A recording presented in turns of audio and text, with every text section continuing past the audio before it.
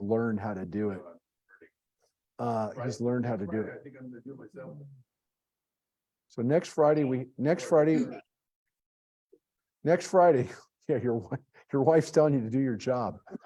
No, next Friday is a live service, not this Friday, but next Friday is a live service. And then, yeah, and then we'll, before you know it, after that, not next Tuesday. Next Tuesday we'll be here live. No, we'll be online. Sorry. Next Tuesday we'll be online. The Tuesday and Wednesday next week we're online because I'm actually out of town Tuesday. I'm on a trip with my wife. My wife is not going to Israel with me, but she is going skiing with me next week on Monday, Sunday and Monday. I know, don't say anything. Why are you? No, he's going to say I'm going to get hurt. I didn't say that. That's what you meant. That's what you meant. But yeah. So then to Idaho. Idaho. Does he live in Ketchum? See, we're going right into Ketchum. But anyways, so next week we are on the online, I think, and I leave for Israel the following week on February the 6th, on this Monday or Sunday. And some of us are going to be there, but some of us who are online, the Mooses are going to be there. The Stolmans are going to be there. The Stolmans actually are going away like in a few days. They're going to be gone for like a long time, which is great. They're on a big journey around the world. They're doing like an old style tour of the world. Oh, wow. And then the Wassermans are going to be there. Rosemary and Elisa are going to be there on the trip. So it's a lot of good stuff. We're going to see a lot of people, and it'll be a good trip. We're looking forward to it. And by the way, it's only going up. Unfortunately, well, unless something happens, the trips to Israel are it's just crazy. The trips, the rooms are expensive. They keep getting more and more expensive, and the airlines are crazy. So somebody told me something interesting about hotels right now, which is that hotels are so understaffed that what they did is they just shut whole floors down. They didn't want to have, they couldn't have cleaning crews and couldn't staff the rooms. And so what they did, they just shut them down. And that way they don't show up as vacancies. So they show that their occupancy is really high, but they actually have shut down, 10, 15% of their hotel. Yeah. So they're so understaffed and they're so messed up that they figured out they play this game. So we have a few people. You guys locked out? Is that what happened? Yeah, well, Right, so some people were locked out. We're about to start. For those who are with us on Facebook, we had a locked out delay.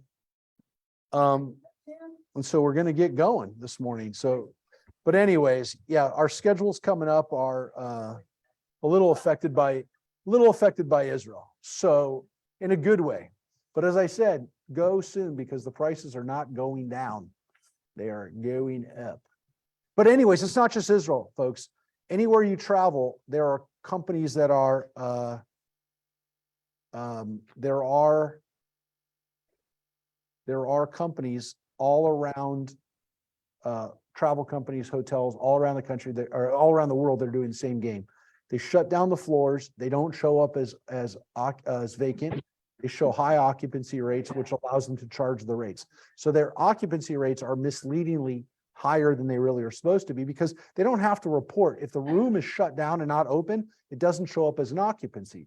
So they can kind of lie. So they can say that they're remodeling. They can say that those rooms are shut for maintenance, whatever, and they don't have to report why. They just show really high occupancy rates, keep the hotel rate up. And the reality is that 20%, 15% of their hotel is empty.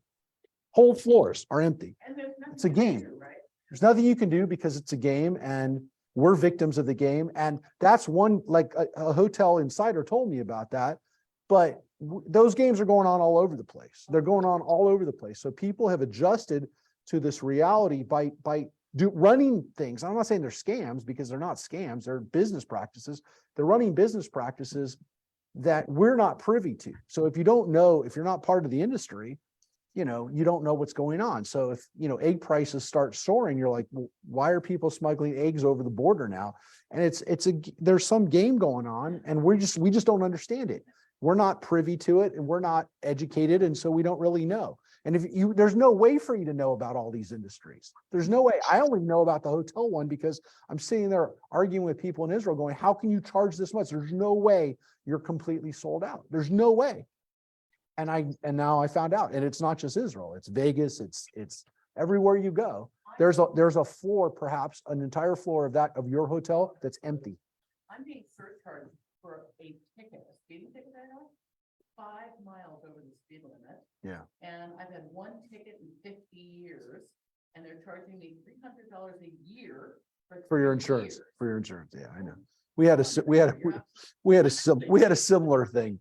We have a similar thing, Marcia, but we have 5 drivers on our insurance. It only takes one person, yeah. No, I hear you. Yeah, the insurance. Our what are you talking about? Our gas bill went up 130%. 130%. No, your gas bill went up 100. Everyone's gas bill went up 130% between December and January. We said there must be a gas. We called the gas company. So must have. They said no. The rates went up 130%. 130%. You know what you can do about That's that nice. is I did something, and we just changed it this month to a level pay plan. They average out to 12 months, and they give you a monthly figure. I know, but I went from $500 to paying 80 because they level it out. Yeah. So All I can tell you, folks, is that this is going on all over the place. And we just, like I said, we don't know about it until we're confronted with it, until we get a bill or we get hit with something and we're like, wait, what had just happened? But it's tough.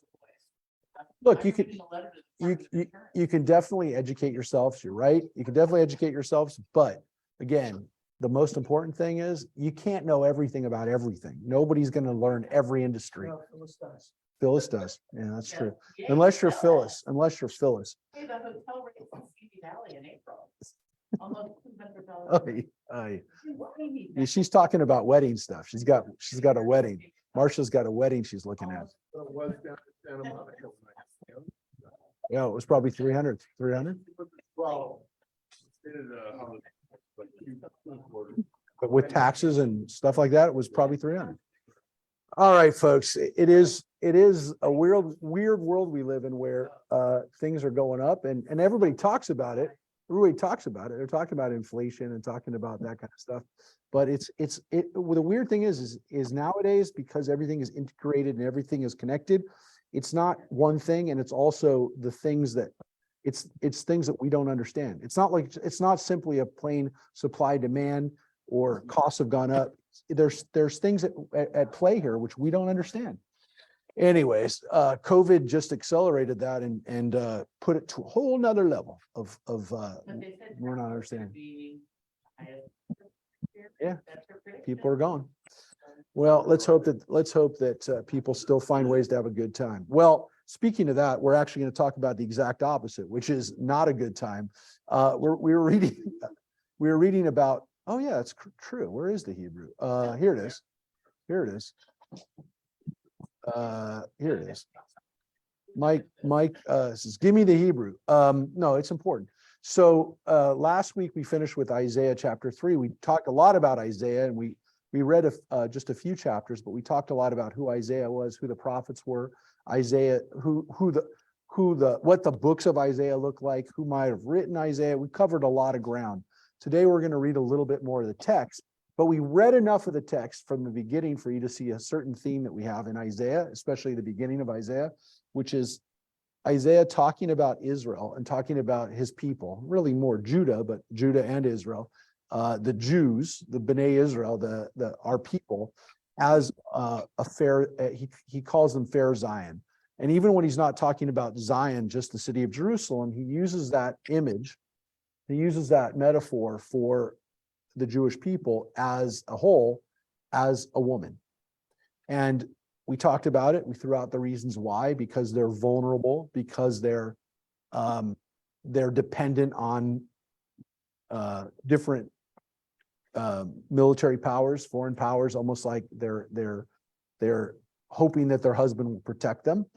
But there's another level to it, which we're going to see a lot more today, which is that they are in that position. We're in that position as Israel, as the descendants, as being the bride and the bride to God. And so who we should be married to is God. And so in that metaphor, in that symbol, we are the wife and God is the husband. And so you'll see that when God refers to us in Isaiah's words, Bat Zion, the daughter of Zion, and in this, it's really clear what we're talking about. You'll see that God is supposed to be our husband, our protector. Sometimes it seems a little bit more like a father than a husband, but there's definitely this vulnerability that they see. And again, we had it last week. Talks about her men shall fall by the sword. The way that a woman should be treated is not the way. It's the exact opposite of the way Judah is being treated. And again, just to remind you, this is Isaiah's prophecies are set back in the time of King Uzziah, who is a king who, just to show you again on the chart real quick, he is right here, and he reigns from about 760 to 770 to 740. This is the rise of the Assyrians. The Assyrians right here are going to destroy the northern kingdom. And that's during the time of Uzziah's great-grandson, Hezekiah, who's also a good king. Uzziah, also known as Azariah in the Bible. These are the people that Isaiah interacts with. Okay, so these are the people that he is prophesizing during. So again, during this time, the Assyrians are on the move. They start off up here they start in this area. Nineveh is their capital. They go down to Babylon, conquer the Babylonians and into Persia. And then they go all the way up here into Damascus, into Syria along the Fertile Crescent. And then, as you can see, by 671, the height of their empire, they've gone all the way to Egypt. They've made Egypt part of their kingdom. And they've gone all the way up in Turkey. And you start to see in this period, the rise of the Greek city-states up here. There's Athens and Sardis and these Greek cities in Asia Minor and in the Aegean.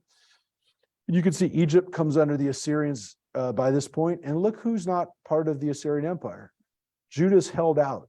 And that is during the time of Isaiah, and it's during the time of King Hezekiah in particular. So again, to remind you, so Hezekiah is the one who holds out against the Assyrians. The Assyrians have destroyed the north. They've laid siege to his country. This happens to the Judites. This is pictures of the Assyrians capturing Lachish. We saw these pictures before. These are people from Judah. These are Hezekiah's citizens. He's not able to protect his citizens from this. He's able to protect Jerusalem from being conquered, but that's happening to his own people. So when we think about the background of Isaiah, and he's talking about Judah being despoiled, that's what he's talking about. He's talking about what happened and what could happen, and of course, what will happen during the Babylonians.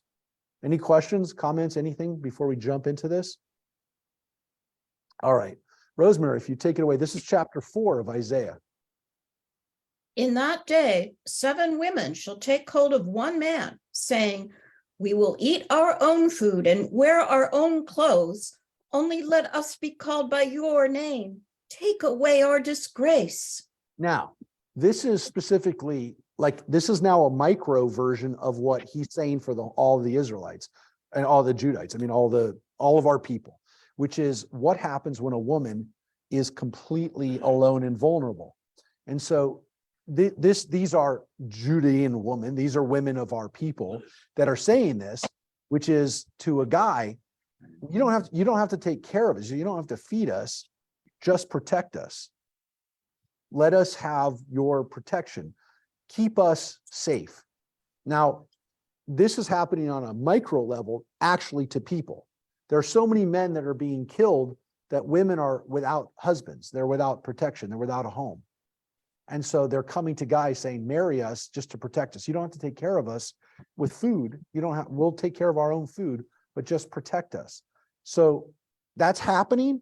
And then on the macro level, all of Israel is compared to one of these women. So this is what it really means, which is, it's bad. It's really bad for us. In that day, the radiance of the Lord will lend beauty and glory, and the splendor of the land will give dignity and majesty to the survivors of Israel.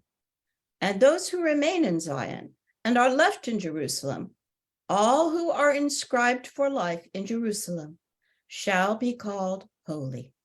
So he's definitely, well, I should say definitely, we believe he's talking about Judah during the time of the Assyrians, that whatever happens in the rest of the world, Judah, the people who are in Jerusalem will be okay. I mean, here he says specifically Zion and Jerusalem, Sion and Jerusalem. So he says those who survive will be okay, and it'll be great. It'll be beautiful when that happens. Now, he was probably talking to people during his day, within a few years. The people who kept this book of Isaiah felt it applied to them after the Babylonian destruction. So it happened on a level during the Assyrians, but then it happened on a whole nother level during the Babylonian destruction, because there were people left behind, but the city was completely destroyed. During the time of the Assyrians, they laid siege to it. They killed people. It was tough. It was really tough. I mean, real bad. The people inside the cities were starving to death. They were cannibalizing each other, but they were still alive. And there's still a city. There was still a wall. There was still Jerusalem standing. There was still a temple. The Babylonians took that all down. But for the people who Isaiah was probably originally talking to, the first Isaiah, he's talking to people during the Assyrian collapse, and it wasn't a complete collapse. They survived. So this is definitely like a little bit of like being a survivor, but probably again, 150 years before the Babylonian destruction. When my Lord has washed away the filth of the daughters of Zion, and from Jerusalem's midst has rinsed out her infamy in a spirit of judgment and in a spirit of purging, the Lord will create over the whole shrine and meeting place of Mount Zion cloud by day and smoke with a glow of flaming fire by night. Indeed, over all the glory shall hang a canopy, which shall serve as a pavilion for shade from heat by day and as a shelter for protection against drenching rain. Now that's the end of the chapter. And that's the end of the chapter in the King James too, right? So very, very short chapter, very short prophecy. It's 6 verses. That's it. So you can see it's extremely short. It's overall a fairly positive outcome. I mean, it's more of the outcome rather than what you have to live through, which we saw in the last ones. We will see some more tough, the bad stuff is happening to you. This one was more what happens when you're restored, which is definitely the theme in the second Isaiah. The last chapters of Isaiah are a lot of that. It's that type of prophecy. So now look at the themes in this one, which will be, well, let's take a look. You'll see. Let me sing for my beloved a song of my lover about his vineyard. My beloved had a vineyard on a fruitful hill. He broke the ground, cleared it of stones, and planted it with choice vines. He built a watchtower inside it. He even hewed a winepress in it, for he hoped it would yield grapes. Instead, it yielded wild grapes. So in Hebrew, there's a word for good grapes and a word for bad grapes. We just have grapes. We have one word. Are these the same sour grapes that the fox didn't like in Aesop? Yeah, well, yes, there is definitely sour grapes, right? We just call them sour grapes. They have a word, right? Their word, a good word for good grapes are anavim. That's the word we mainly use for grapes today. You don't want any bad grapes. They're just grapes that didn't taste really like grapes. The Hebrew word is osim. And osim are bad grapes. They're wild grapes. They're grapes that really didn't come out the way they're supposed to. You're not going to eat them, and they're not going to taste good. They're going to taste like grapes that kind of grew normally wild, without cultivation, without any tending. So it's not what you wanted. And it could happen, I guess, in a cultivated garden, which is what they're talking about here, talking about cultivated vineyard. So let's see what happens. Let's keep all this in mind as we're reading. This is a long one, actually. Now then, dwellers of Jerusalem and men of Judah, you be the judges between me and my vineyard. What more could have been done for my vineyard that I failed to do in it? Why, when I hoped it would yield grapes, did it yield wild grapes? Now I am going to tell you what I will do to my vineyard. I will remove its hedge that it might be ravaged. I will break down its wall that it might be trampled, and I will make it a desolation. It shall not be pruned or hoed, and it shall be overgrown with briars and thistles, and I will command the clouds to drop no rain on it. So does everybody see in this very kind of powerful imagery what's happening here? Who owns the vineyard?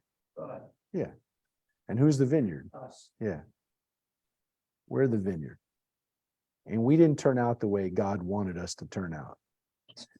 God made everything ready for us, created a great vineyard for us, the land of Israel to some extent itself. The land is the hedges and the water, and all the pruning. The land was good.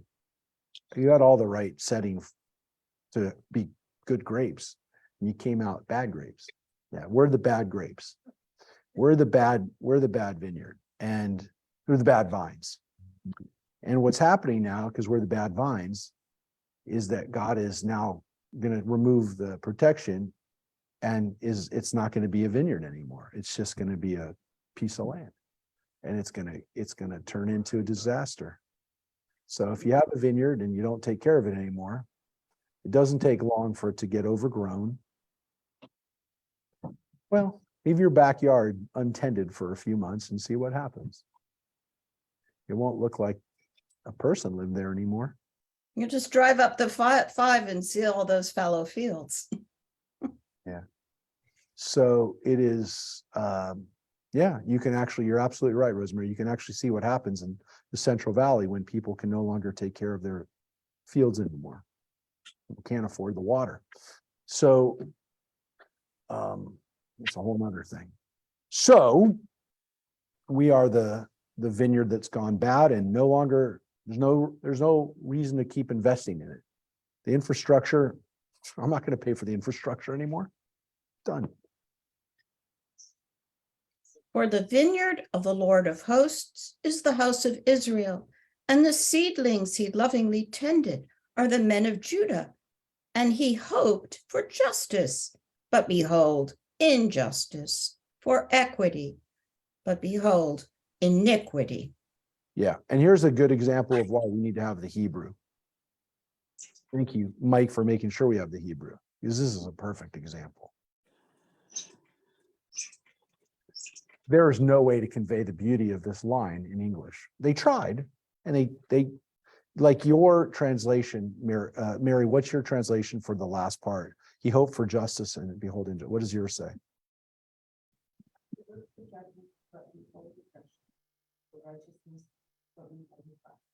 Yeah, that's the literal translation. That's the word. That's what the words mean. The translator here tried to convey the poetics, the rhyme of this, because the rhyme of this is really powerful, and you just can't get it. So think about those words. Yeah, Mary, read it one more time. I can't hear. Can you So Mary, repeat it? a little loud, yeah. He looked for judgment, but behold oppression, for righteousness, but behold pride. A cry. The word tza'akah means to cry out. But what they tried to do, and so they tried equity and iniquity. Equity there, you see the word tzedakah. It means righteousness or justice. Equity is not a horrible translation, but it's not really what it is. I mean, you can say it leads to that. Hebrew is beautiful because it says lemishpat vehine mishpach. I wanted mishpat, but I got mishpach. I wanted tzedakah, instead I got tzedakah. It's much more powerful in the Hebrew because the Hebrew rhymes. And so that's why they translate it as equity and iniquity. Tzedakah is not iniquity. It's tzedakah literally means cry out. I cried out. Tzedakah, the verb is always crying. So iniquity conveys the message of I got bad. I got something bad. I got sin. But that's not really what it is. It actually changed the meaning of it, which is,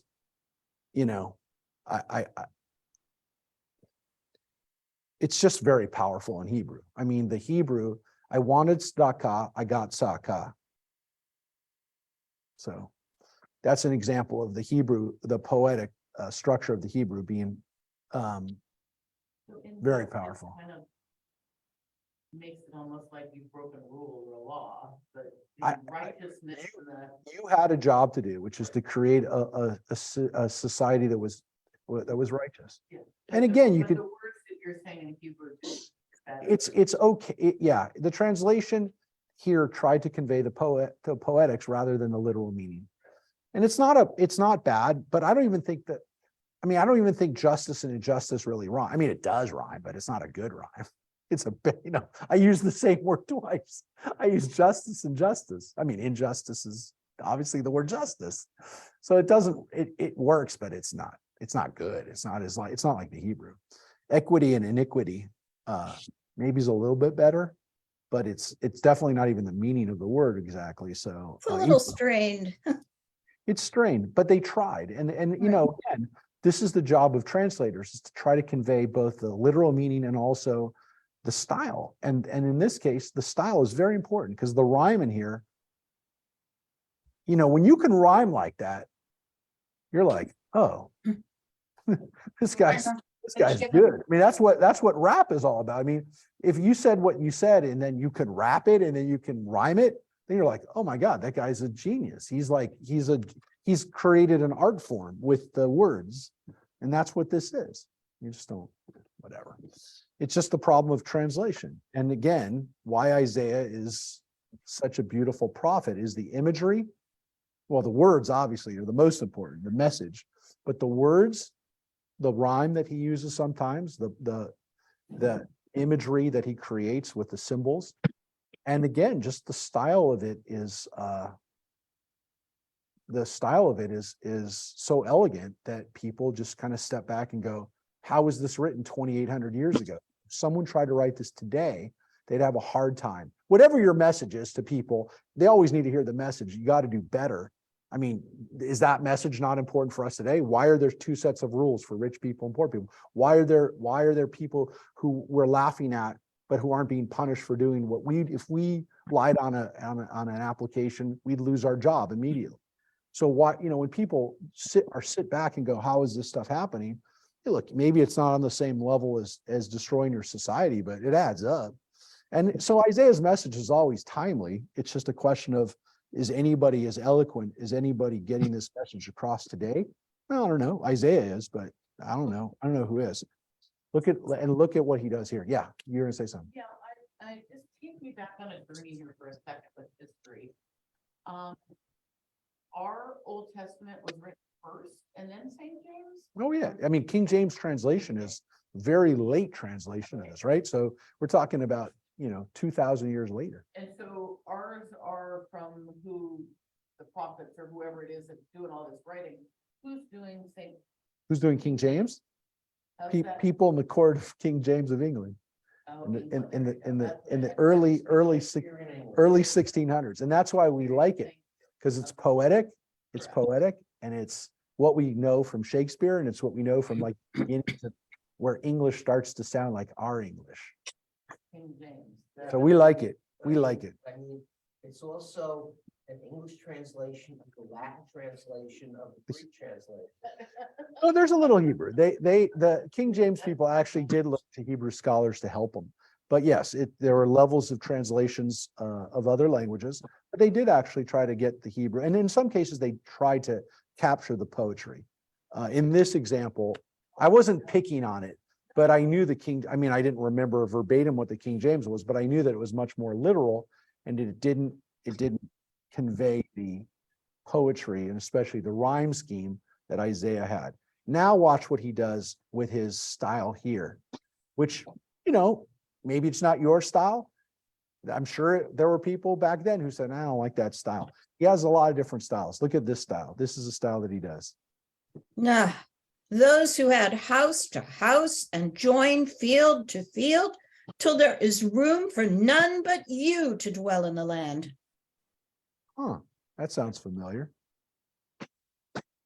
In my hearing, said the Lord of hosts, surely great houses shall lie forlorn, spacious and splendid ones, without occupants. Yeah, so these big, beautiful homes you built that you were just adding on and adding on and adding on, they're going to be empty.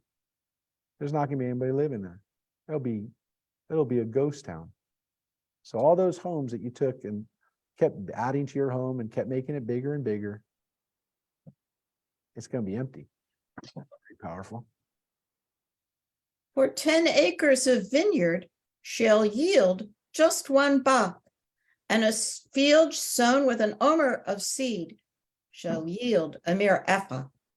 Yeah, so this is again, all the consequences, including the lack of agricultural yield. Look again, hoy again. This is the hoy. This is the way he's saying, they translate it as, what is the King James translation? Should I say oi? Yeah, what does yours say for Does yours say What? I think it says oh. That's what I 11. remember it. Verse 11, how does it begin? What's his cry? Whoa. That's it. Whoa. Oh. It's woe. Whoa. So the word in Hebrew is hoy. Dang. Exactly. Yeah. It's oi. It's oi. Now, woe, we say oy vey, like literally translation is woe is me, right? No Jewish person says woe is me. Unless they're acting in Shakespeare's play. Woe is me. But that's what oi would be translated as if you were doing probably somebody translating Fiddler on the Roof in Chinese or, are using the word woe. But yeah, it's a cry from your heart. It's not, I guess woe is too. I kind of laugh when I hear woe because I think it's Shakespeare, but it's oi. And oi comes from your kishkis. It comes from your gut. It doesn't come from, it's not, you don't think about it. You just feel it. And so these are ois. These are hoys. What if, and again, this is serious. I mean, this is not like just oi, like, I wish I had gotten a different sandwich. Should have gotten pastrami. It's oi. What am I going to do? I mean, it's like a real call of oi. Ah, Oi, Ronnie. those who chase liquor from early in the morning and till late in the evening are inflamed by wine, who at their banquets have lyre and lute, timbrel, flute, and wine, but who never give a thought to the plan of the Lord and take no note of what he is designing. Assuredly, my people will suffer exile for not giving heed, its multitude victims of hunger and its masses parched with thirst. Assuredly, Sheol has opened wide its gullet and parted its jaws in a measureless gape, and down into it shall go that splendor and tumult, that din and revelry. Yeah. Hell is going to eat your whole party. Yeah, so exactly. Hell is Sheol is the netherworld. And we don't know if it's like hell with your pitchforks and flames and stuff like that, but it's definitely not where you want to be. And all your partying is also going to come to an end. All that noise you've been making, it doesn't mean anything where you're going. So, this message is specifically designed to shake up some people in particular. Those who got a lot, those who've been enjoying their wealth, those who have probably not been thinking too much about others. The story of Korah. I mean, people who read this, I think that's what they'd be thinking about. Being like Korach, Got swallowed up by the earth. yeah, probably those images of the earth opening its like a mouth and swallowing the people. And everything they own and. Yeah. Look, there's probably, you're right. I mean, that's probably an image. There's probably other images that they had, other references that we don't even understand because they were referring to things that, everybody knew, but we don't know it. The reference is totally lost on us, but we do catch some of the words and we do catch some of the things that pop up there. And there's wordplay throughout.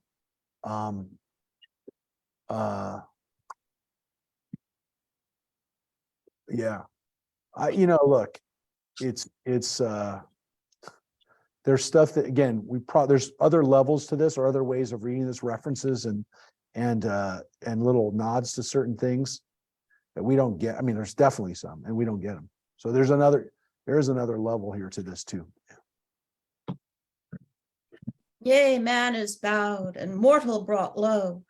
Brought low is the pride of the haughty, and the Lord of hosts is exalted by judgment. The holy God proved holy by retribution.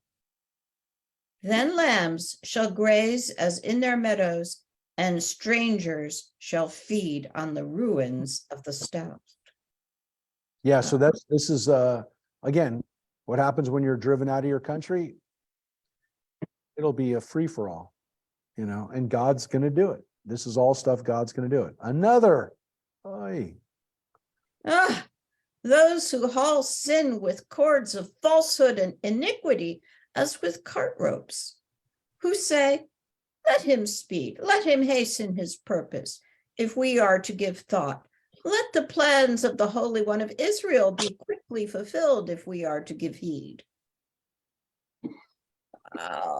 Those who call evil good and good evil, who present darkness as light and light as darkness, who present bitter as sweet and sweet as bitter. Yeah, people like that. The whole world right People like that who've turned upside down, right? Turn the truth upside down. You're like, are you serious? That's what that word means now? That's what it means? That's what he's talking about. Absolutely. Double speak. So Mark, how they have in government or other places, they have a sign language? Maybe you need to be standing there and in Hebrew reading this. Telling them what this is. What's happening? Well, everybody now, we're gonna have a long list of oys. Wait. Wait to that. Yep.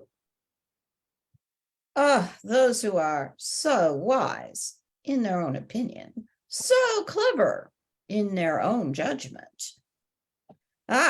Those who are so doughty as drinkers of wine, and so valiant as mixers of drink. And they're not just talking about bartender. They're not talking about the bartender. They're talking about the people who do this at home, right? They're talking about people who are big talkers when they're drinking. Yeah. Who vindicate him who is in the wrong in return for a bribe, and withhold vindication from him who is in the right. Assuredly, as straw is consumed by a tongue of fire, and hay shrivels as it burns, their stalk shall become like rot, and their buds shall blow away like dust. for they have rejected the instruction of the Lord of hosts, spurned the word of the Holy One of Israel. Yeah, and there specifically uses the word Torah, the Torah Adonai. They translate it as that, the instruction. And they, the other word is emeret, which are the words, which, they translate it as the words of God. But Torah is there. What is the Torah and Torah? It's the Torah Adonai. It's the possessive. It's the Torah of God. So we said Torah Adonai or Torah Moshe. Like we use the word Torah Moshe, which means the Torah of Moses or the Torah of God, but it means the possessive ending. So, The translation as straw is consumed uh-huh. and hay shriveled. Is it straw and hay the same? Let me just see. Well, no, well, yeah, okay. So, I know it's a play on words, but I'm not sure. And it's straw different. is It's different words in Hebrew. I mean, one of them is, yeah. So these are, yeah, and this is the biblical style, which is to repeat the idea with synonyms. So, That is why the Lord's anger was roused against his people, why he stretched out his arm against it and struck it, so that the mountains quaked and its corpses lay like refuse in the streets. Yet his anger has not turned back, and his arm is outstretched still. yeah. And so again, here there's not that much biblical doublet, but there is right here, which is Lord's anger was roused against his people. He stretched his arm out against it and struck it. That is the rest of it is kind of like the description of what happens, but the beginning of it is that doublet style. And this one too has a doublet style, except, yeah, the first line ends here. It's one verse, but you can see they translated it with a comma, a period, and then an exclamation, but it's really one verse. It's just, you'll see, this is kind of the image repeated, and then I guess that's why they translate it with a period, because there's the first version, that's the second version, and then there's like and it's going to happen soon. So let's read it. He will raise an ensign to a nation afar, whistle to one at the end of the earth. There it comes with lightning speed. Yeah, and so there's going to be somebody who's going to be brought in to do this. In its ranks, none is weary or stumbles. They never sleep or slumber. The belts on their waists do not come loose, nor do the thongs of their sandals break. Their arrows are sharpened and all their bows are drawn. Their horses' hoofs are like flint, their chariot wheels like the whirlwind. Their roaring is like a lion's. They roar like the great beasts. When they growl and seize a prey, they carry it off, and none can recover it. Yeah, and so that imagery of the army that's going to attack them is that these are not people that can be stopped. They can't be reasoned with. These are people that are going to crush you. They have all these weapons and they don't stop. They don't need to rest. And what's interesting, of course, is we've seen from the imagery of Nineveh and also then later Babylon, they were very into lions. The kings used lions as their symbol of, and we use lions too, the Lion of Judah, but these were really lions that were, killing things, ripping things apart. So in those bas reliefs, you'll oftentimes see lions just ripping animals and sometimes people, attacking people. But they use the lion as a symbol in Assyria. So this isn't a very difficult symbol to imagine. But in that day, a roaring shall resound over him like that of the sea, and then he shall look below and behold, distressing darkness with light, darkness in its lowering clouds. So that imagery in a much longer chapter kind of ends, well, with an unknown, I guess you could say at the end there. But, like maybe it's going to come out better, but it doesn't end well. I mean, it starts off, kind of letting you know There's destruction coming, and it's going to come to those of you who think you're so rich and so successful and living in your fancy house, and you have musicians and everything else. They're coming for you too. So don't think you're going to be able to do that. Now, chapter 6, vision of Isaiah. This is important on a level that, well, we'll talk about. Well, let me tell you right now, one thing. Chapter 6 of Isaiah is Isaiah's great vision that he has.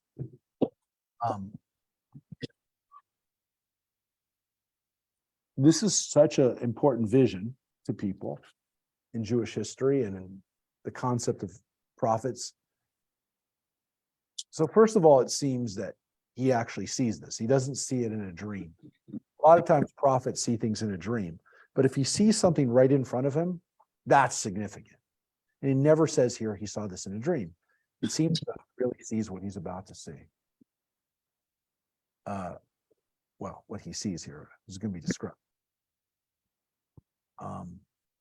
So it captures the minds of all the commentators, the rabbis, who imagine what that scene would have looked like and how significant it was for a human being to see what he's about to see, and to see it while he's awake.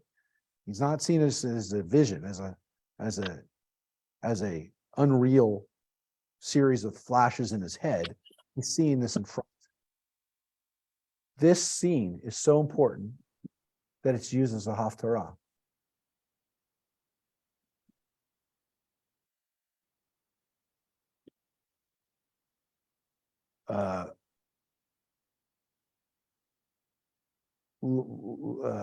Let's read the beginning of it. In the year that King Uzziah died, I beheld my Lord seated on a high and lofty throne, and the skirts of his robe filled the temple. Seraphs stood in attendance on him. Each of them had 6 wings. With 2 he covered his face, with 2 he covered his legs, and with 2 he would fly. Yeah, we've got a vision of an angel here, described in a way that we haven't really seen before. We've had descriptions of angels up until now, that we've seen the angels. I mean, we've seen them through the eyes of, starting in Genesis, we've seen angels. They have not been described like this yet. Now, this says specifically they're seraphim. That's the word, seraphim. What does your King James translate seraphim at, Mary? Yeah, they don't translate it. Is anybody else on? Is Glory on with her translation? Does anybody have any different translation? No? No? Nobody's on there with that? Okay. No, Glory's not on. Okay. So,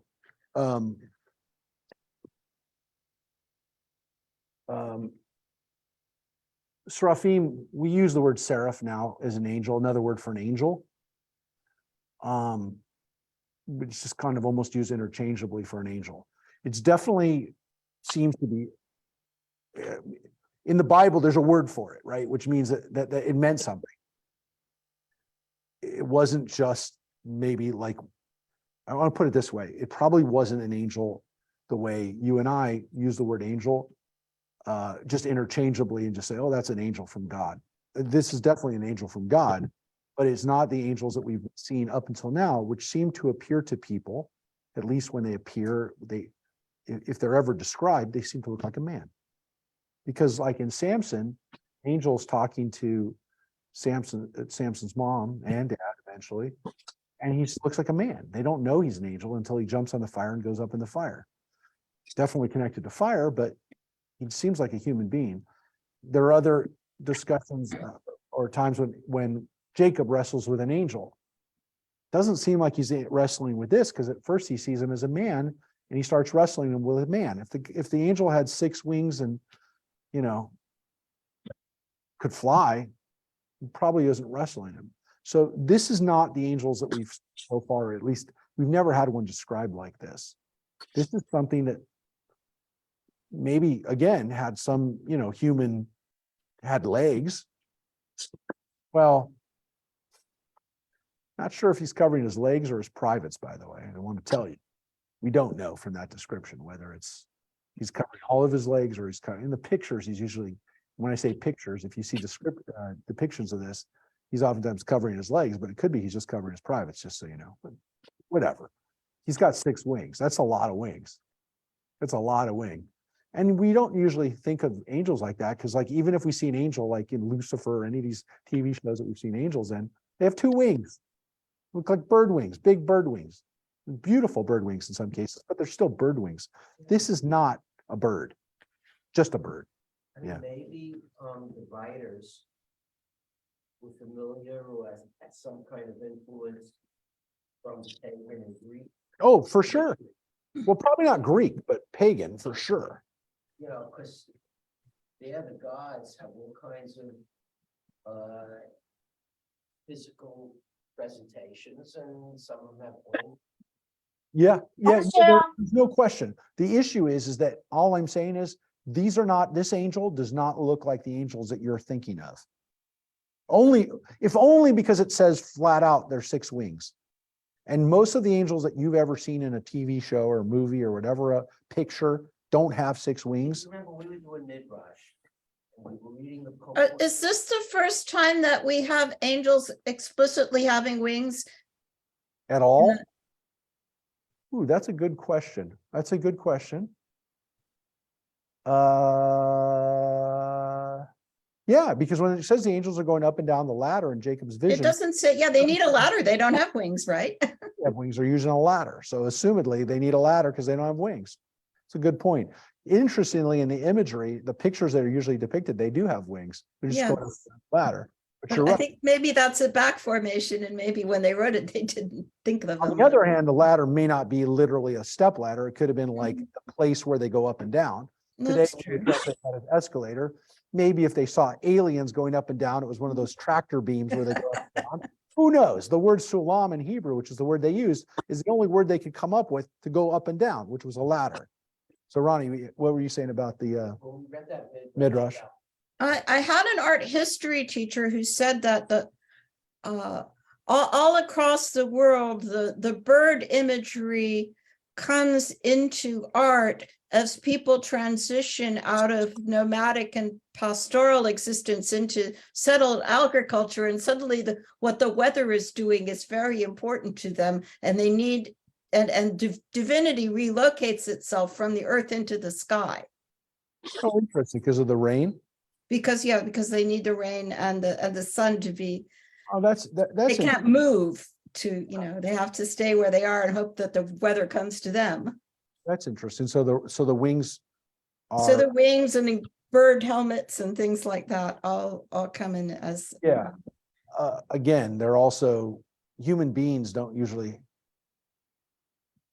have wings. So of all the things that human beings could possibly have, wings are not one of those. Some people could have a lot of hair on them. You could say, oh, they're describing someone who has a disease where they're getting a lot of hair, a lot of fur. No, wings are definitely not something that human beings ever get born with. Yeah. So Ronnie, what were you saying? I'll get to the point quicker. No, I think It's not, in that Midrash hierarchy of angels. yes. And they all had different physical characteristics. Yes. So yes, we do get to a point in Jewish angelology And where we have Christian as well. and well, first we laid it down and then Christians took it from us, but where we got it from is also, you even said, maybe it's from pagan ideas. But yeah, people trying to describe these angels is look, this is the issue. And this is the issue for the rabbis who comment on this. It doesn't say Isaiah thought he saw this or dreamt that he saw this. It says Isaiah saw this, which means these things, by nature of the fact that Isaiah saw them and says that he saw them, they exist. Now, you and I don't get to see the seraphim, but Isaiah did. There was a time when Isaiah saw the seraphim in the temple. Now, he was in the temple. Now, we don't have the temple anymore, so no one is going to see a seraph in the temple. There is no temple. Could they see it in Jerusalem where the temple was? I guess you'd probably be arrested if you told people that. And there are people who've done that. Correct. If you see, look, he saw angels in a place where you would think they would be seen, which is in the temple. However, what he sees here is also God. It's not just the angels. The seraphim are like what we get drawn to, but it says that he saw God seated on a throne in the temple. So whatever was in the temple at that moment, he saw God. Now the rabbis basically say that the angels are keeping him from seeing God because he can't really see God, because he'd blow up if he saw God. So whatever he sees, he knows God is there, and God is being shielded by his robe, by seraphim. Whatever he's seen, he just knows he's in the presence of God. This experience is critical for encounters with God, because Isaiah's encounter is so important. It's so important that there really is nothing else to compare it to. Now, Ezekiel has the vision of an angel, which are the angels that are also like this, the angels that are the Merkavah, the chariot of God. And those are angels without beasts on them too. They're part beast, part, bird, part human. Composite angels. Daniel sees angels. These angels are also with God, and they're the seraphim. So we sometimes say these are the angels that are in the attendance of God. The word seraphim, the word seraph in Hebrew means fire, burning. When we talk about nechoshet, seraphim, these are fiery serpents. We read about them in the book of Numbers. We've read about things that are on fire that shouldn't really be on fire. These are, I shouldn't say they shouldn't be on fire. Whatever these angels are, they seem to be on fire, only by virtue of their name. We don't know for sure. I'm not saying it's 100% they're on fire, but the word means fire. So the fact that it's not malachim, these are not the words we have for angels, it's seraphim, it is what it is. This moment of being in God's presence is so critical that we read this as a haftarah every year. We open up Isaiah, turn to the page for chapter 6 and whatever Chumash and Tanakh we're in, whatever reading we're doing in Shabbat, we open this up on the Shabbat that we read the 10 Commandments. In Parshat Yitro, when we read about God encountering Moses at Mount Sinai, the Haftarah, the rabbis decided we were going to read at the same time is this. Because in their minds, Mount Sinai and this are a time when God manifested God's presence in a way that isn't what God normally does. So this becomes a super important encounter with God. Isaiah's encounter with God right here is one of the most significant in human encounters with God. Is it more important than what the patriarchs did when Abraham talks with God? Because Abraham meets with God after his circumcision. Abraham seems to talk to God almost like a person, but not during the time of Moses, when Moses asks to see God and God won't even really appear in God's full image, because God says to Moses, you're going to blow up. And God doesn't appear to anybody since then in a way like this. God speaks to Elijah out of the whirlwind, out of the still small voice.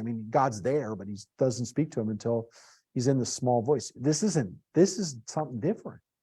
So whatever Isaiah experiences is a paramount, it's like unheard of. So what happens in this moment? What does God say in this moment?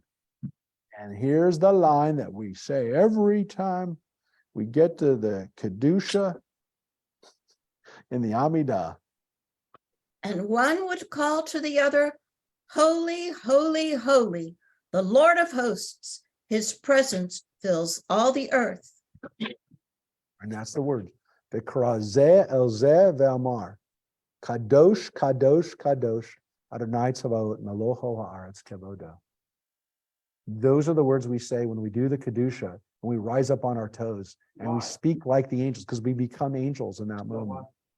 We try to become like angels. We try to elevate ourselves so that we literally float up like the angels, because we repeat their words. We repeat the words of the Seraphim, who, what do they say as they're in the presence of God? Holy, holy, holy. Kadosh, kadosh, kadosh. Adonai Tsevaot Melocho haaretz kevodo. The whole world is filled with his glory. Now, kadosh, kadosh, kadosh. We say the word holy, holy, holy 3 times.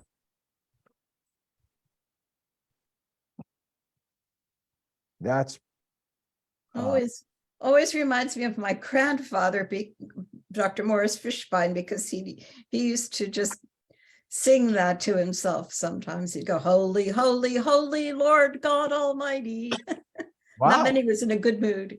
Maybe he had a song that he had heard. Uh-huh. Maybe he had a song. Well, so it says Adonai Tzevaot, the Lord of the hosts. And the hosts here are, again, we always use the word hosts for Tzvaot. It's the heavenly army. It's all those angels. It's the Seraphim and the Malachim, and it's all those angels, all of God's divine creatures. All these creatures. So this is a God who's the God of all the Tzvaot, of all the hosts. There's everything. All of God's creatures are part of this, and especially like his inner creatures, right?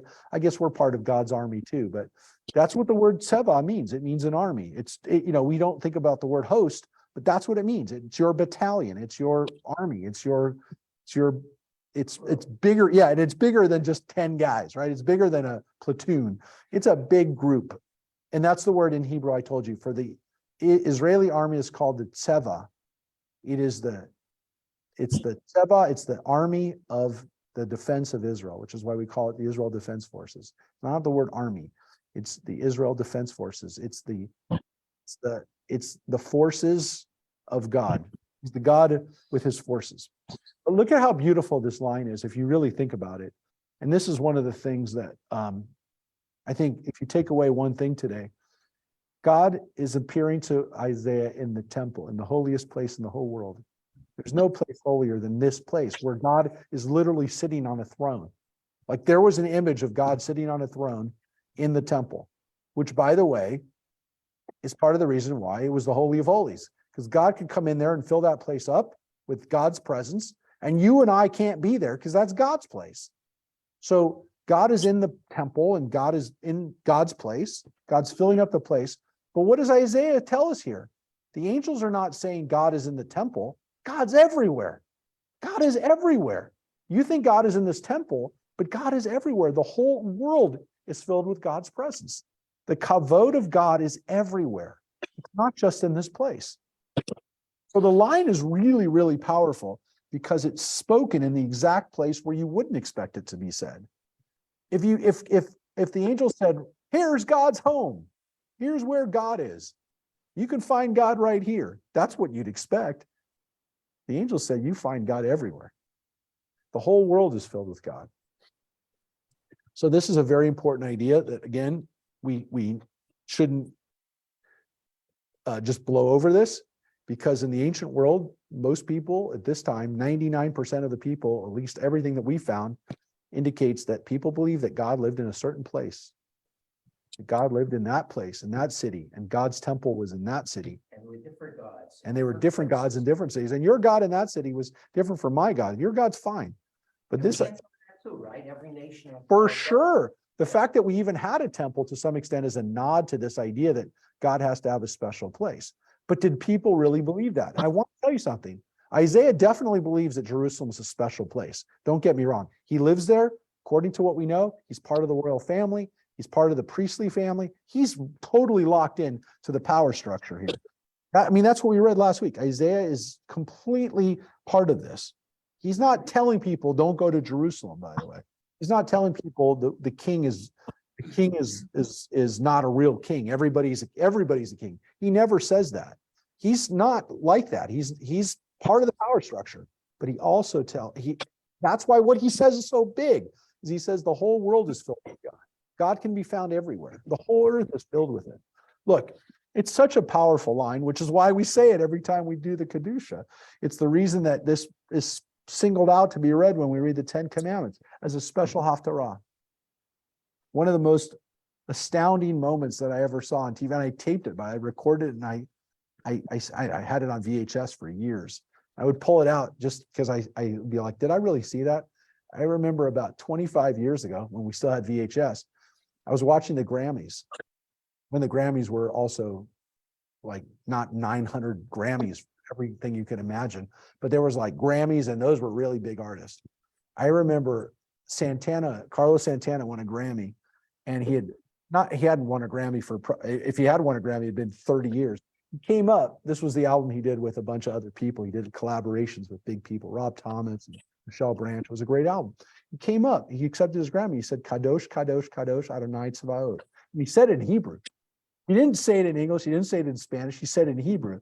And I taped it and I was like, I kept looking at it and I looked at it for years. I was like, he really did that. He came up and just laid down some Hebrew at the Grammys, this very prominent Hispanic artist. I mean, he's not like, this was just, and it turned out, I read a little bit about why he did it. He studied a little Kabbalah, but not like, not Madonna Kabbalah.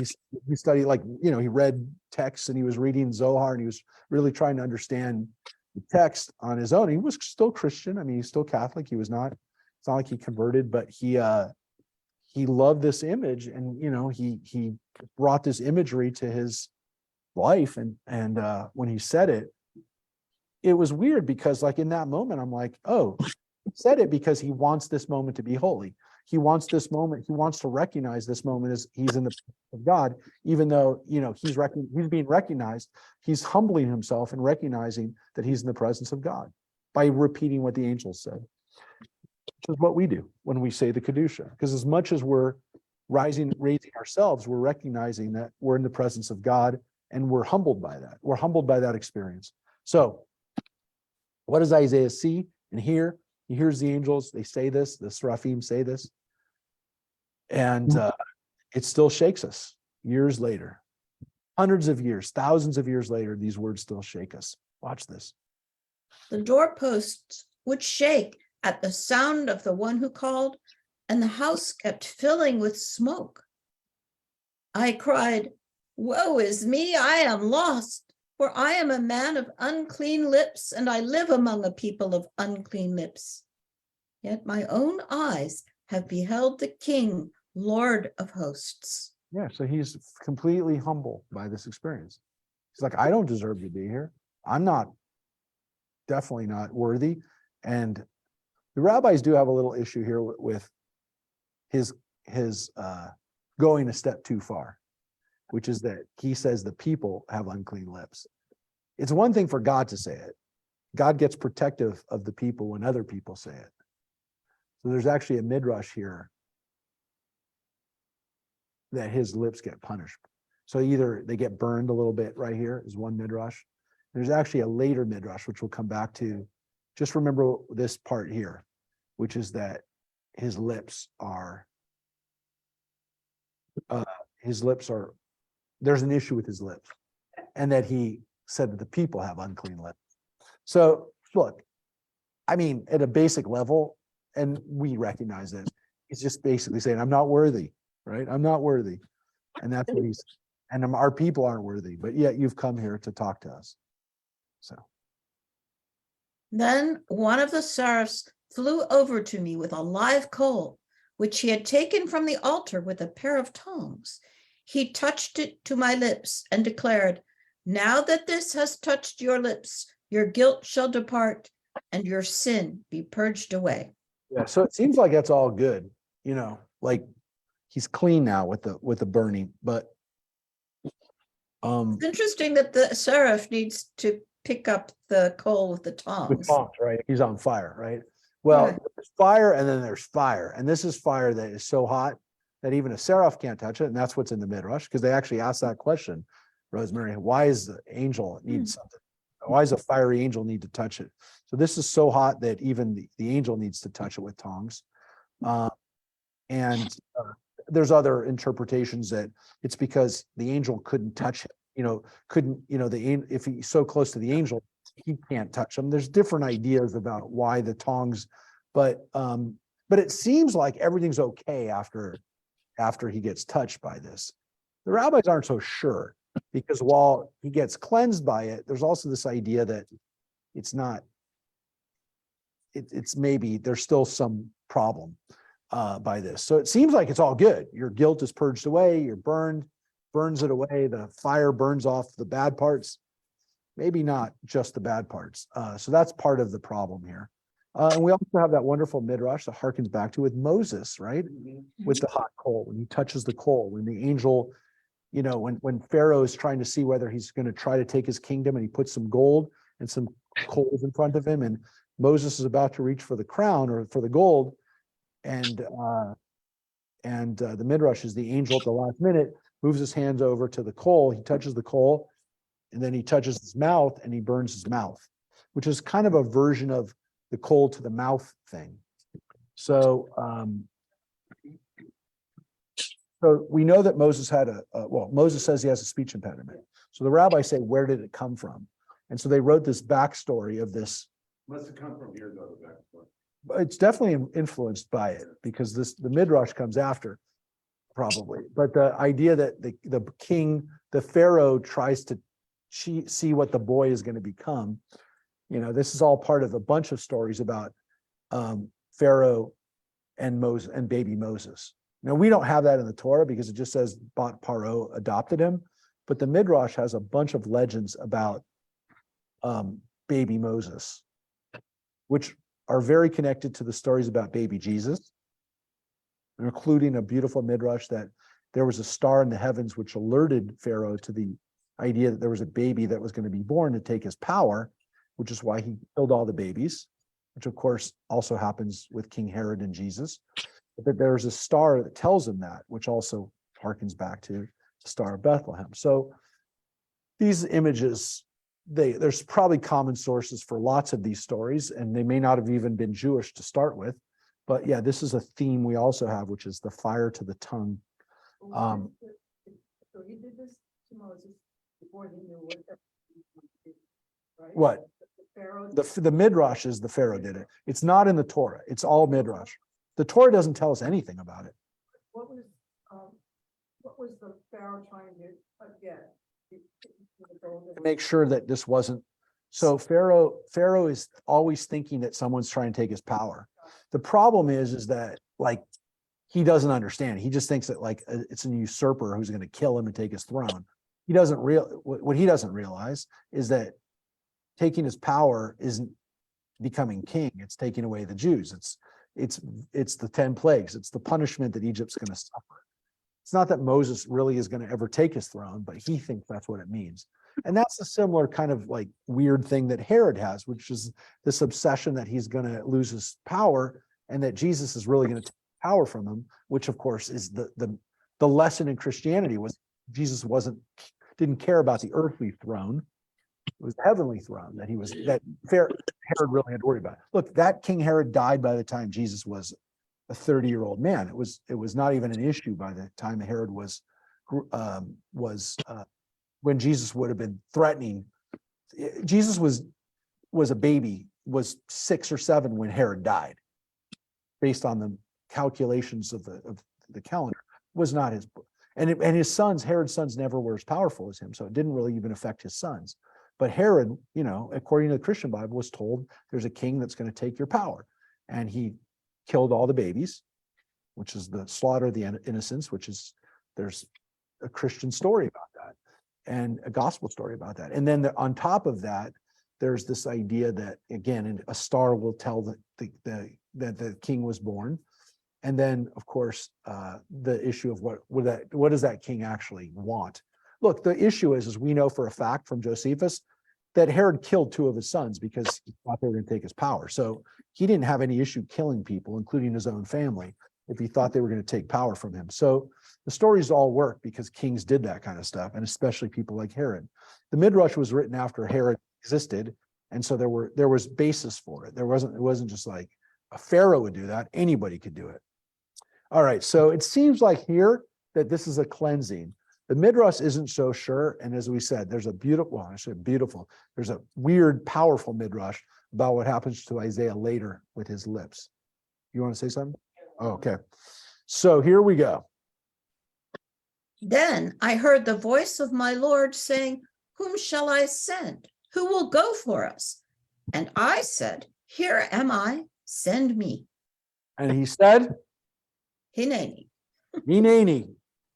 We've got to call out a Hineni moment when we get it. Here's the words, Hineni. And so this is a moment where Isaiah, and we haven't seen Hineni since the Bible, since the Torah. I mean, since the Chumash, since the Torah, since Moses saying Hineni. Here is a guy saying Hineni. Abraham says it, Isaac said, we know, or, Jacob says it. We know people can say it. And when they say it, Joseph says it. When someone says it, something big is going to happen. Isaiah just said it. We don't see people saying it during Isaiah's time. He said it. Hineni. I need to send someone, and Isaiah says, pick me. I'll do it. Send me. And here's the call. Now, what's interesting about this is that this seems to be the beginning of Isaiah's career. Was Isaiah already, did this happen? Was he prophesizing a little bit? So this seems to be a flashback. This seems to be a flashback about how he got called into the job of being. What was he before? Well, he's part of the inner circle. Part of the inner circle. So here's what God says to him. And he said, go, Wait, say to that people, Rosemary, hear indeed, but do not understand. See indeed, but do not grasp. Dull that people's mind, stop its ears and seal its eyes, lest seeing with its eyes and hearing with its ears, it also grasp with its mind and repent and save itself. Well, wait, before we get to that ironic, Mary, you were going to say something. It's Isaiah 6:8. Oh, really? So somebody has a license to see it. Yeah, so there's a license plate. It says Isaiah 6:8. That's awesome. Like that.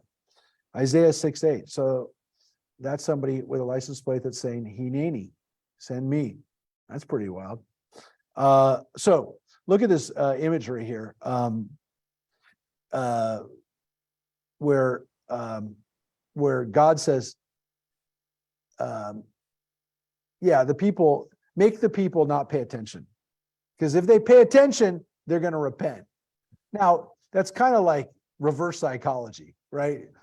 When you go out and say, I don't want you to pay attention to me. Don't pay attention to anything I tell you. You're like, what? I'm pay attention. So that's what he just did. God just said to Isaiah, tell the people, no, don't pay attention. Don't listen to God. Because otherwise they will save themselves. Now, of course, God wants them to save themselves, but God is basically saying, you're dealing with people who are going to be stubborn and, God forbid they listen to you, right? That's what we'd say. God forbid they listen to you. I asked, how long, my Lord? And he replied, till towns lie waste without inhabitants and houses without people, and the ground lies waste and desolate. For the Lord will banish the population, and deserted sites are many in the midst of the land. But while a 10th part yet remains in it, it shall repent. It shall be ravaged like the terebinth and the oak, of which stumps are left even when they are felled. Its stump shall be a holy seed. Well, that's the end of the prophecy, but it's not a good prophecy, which is, they're not going to get it for a long time. And they're going to have to suffer before they get it. They're going to become a stump. Yeah. So, it's kind of like the giving tree at the end. There's just a stump left. Except in this case, I guess it's more like the people are the stump in this one. But that's all that's left, a stump. So, there won't be a lot left. 10%. 10% survive. Not good odds. not good odds. That is scares people when you think 90% of the people are going to be killed. That's what happened in Poland during World War II. 90% of the Jews of Poland were murdered. 3.3 million and about 300,000 Polish Jews survived. 3 million were murdered. 3 million of the 6 million. Yeah, if you were a Polish Jew, talked about this at Eddie's mom, Mina, when she passed away last month. She was a Polish Jew from Lodz. 90% of the people that she knew were murdered. That's weird to think, you know. I try to, you know, convey that when I'm teaching it to students, you know, not when they're little kids, but when you think about it, you know, 90% of the people in your family and your friends and your people in your Hebrew school class, I mean, they're not in a class, I mean, you know, whatever. Imagine 90% of the people that you know being murdered. It's crazy. So that's what he's talking about. He's talking about, you know, a fraction of of people. It's hard to imagine. It's kind of like the concept of the elected Protestant Christianity. Well, yeah, that's where they get it from. So the Jews seem to be the first people to instill in this idea that there's going to be survivors. There's a remnant, probably because we're the first people that actually survived. We're the only people that ever survived in exile and said, hey, there's still some of us left. Hey, we're still here. Because everybody else just assimilated into whatever culture they lived in, everybody. And it still happens. There's very few groups that kept their national identity. I mean, the Armenians have done it in our last, you know, few hundred years. The Armenians did it. But not many people have done it. It's very, very rare in human history that a group of people continue to maintain their identity after several purges. So there's going to be some of you left, but it'll be like a fraction of a fraction. So yes, and this is also part of Christian theology today and very important for, as we said before, Seventh-day Adventists, Jehovah's Witnesses, Mormons, many groups who say that only a fraction will survive. It is part of the apocalyptic culture that we live in today. Whether you're a Christian or just a zombie aficionado, there will be the last of us. And it won't be a lot. Every one of those movies, 10%, you know, 5%, 1%, whatever it is, everybody else is dead. It's in our imagination now. Has it always been in our imagination? Maybe. Well, since the 16th century, Maybe. 17th century. Yeah, but for us, maybe for 3,000 years it has been for us. You know, look, I don't know. I mean, maybe there's something in human psychology because the first humans that were on this planet, you know, survived a end of the ice age flood that killed, we don't even know how many people got washed away. Like it happened prehistoric, right? So we don't know. Happened last week in California. It happened in California. Now you can imagine when it happened and whole cities just got, you know, people would come back, you know, 10 years later and go, I think there was a city here. There's nobody left. So, you know, they didn't write about it because they didn't have books, but they had stories. We have the flood story, which says that a family survived and that's it. So it's always been in the back of our minds. I mean, if we assume that the flood story, which every culture has, preserves, you know, a historical, I guess again, a prehistorical truth, that we've always had that as humans, this idea that only some of us would survive. It never really leaves. I think it got it, like we mentioned last week, it got a new breath of life during the nuclear age when people said, oh yeah, we can really destroy, whether God's going to come back down and do it, we can do it. You know, that became a whole genre of science fiction, which now is, you know, we stopped thinking about nuclear weapons and started thinking more about biological weapons and zombies. You know, that's our new fear. But, you know, for 50 years, it was nuclear war, nuclear devastation that would, you know, render everything prehistoric almost, you know, whatever. So that does not leave our consciousness. It's a part of our, I would say it's part of our like almost inherent forms of fear that our civilizations will get wiped out and only some of us will survive. So that's Isaiah's, the end of this, which again, you'll survive, but it's going to be really bad. So the image starts off with God in the temple and ends with there'll be a stump left. Now we get to a prophecy that, again, very important, and you'll see why in a second. But every week I promise you we'll have one prophecy, and this week you got two, you got double. You got one or two prophecies that you walk away with going, oh yeah, now I know why it's so important. Because so much in Isaiah is critical. This one here, you got two. We could end here now, but this one, we'll have another one next week too, don't worry. Chapter 9, we'll get to, but this is actually, chapter 9 is really a building on this. But this is the first, I'm going to hold off showing you chapter 9. Oh, wait, chapter 9 is next week. Well, we'll talk about it, but let's get to it. All I promise you is you've heard this part before, all of you. All right, let's take a look. In the reign of Ahaz, son of Jotam, son of Uzziah, king of Judah, King Rezin of Aram, and King Pekah, son of Remaliah of Israel, marched upon Jerusalem to attack it, but they were not able to attack it. Yeah, now that's not the Assyrians. Just said, these were the Arameans, the kingdom of Aram, Syria, which in modern day Syria, in Damascus, right? And Israel. So Israel is about to be destroyed. The kingdom of Israel is about to be destroyed, but we talked about Israel and Judah not getting along.